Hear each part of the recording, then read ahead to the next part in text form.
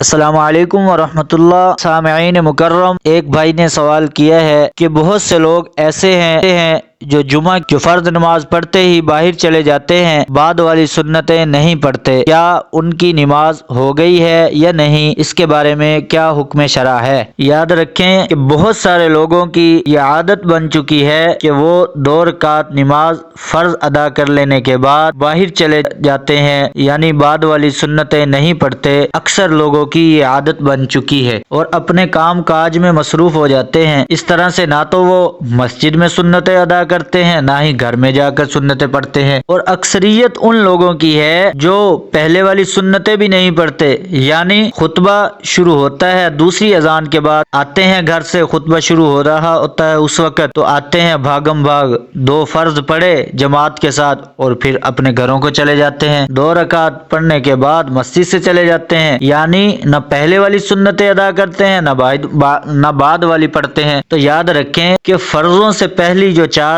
سنتیں ہیں اور فرضوں کے بعد 4 سنتیں ہیں اور اس کے بعد 2 سنتیں ہیں، یہ سنن مؤکدہ ہیں۔ سنن مؤکدہ کو بغیر عذر کے چھوڑ دینا، ایک تو ہے نا کہ عذر ہے، کوئی شرعی عذر ہے، مثلا کوئی سفر میں ہے یا بیماری میں ہے، تو اس کے لیے تو کوئی نہیں، وہ چھوڑ سکتا ہے، لیکن چھوڑنے کی عادت بنا لینا، اس کے بارے میں تو فقہا یہاں تک لکھا ہے کہ جو آدمی سنن مؤکدہ کو چھوڑنے کی عادت بنا لیتا ہے تو کل قیامت والے دن وہ آقا صلی اللہ علیہ وسلم کی شفاعت سے محروم نہ ہو جائے۔ تو اس کے بہت زیادہ نقصانات ہیں، تو بھائیو ایسا ہرگز نہیں کرنا چاہیے، یعنی سنن مؤکدہ کو بالکل بھی نہیں چھوڑنا چاہیے۔ تو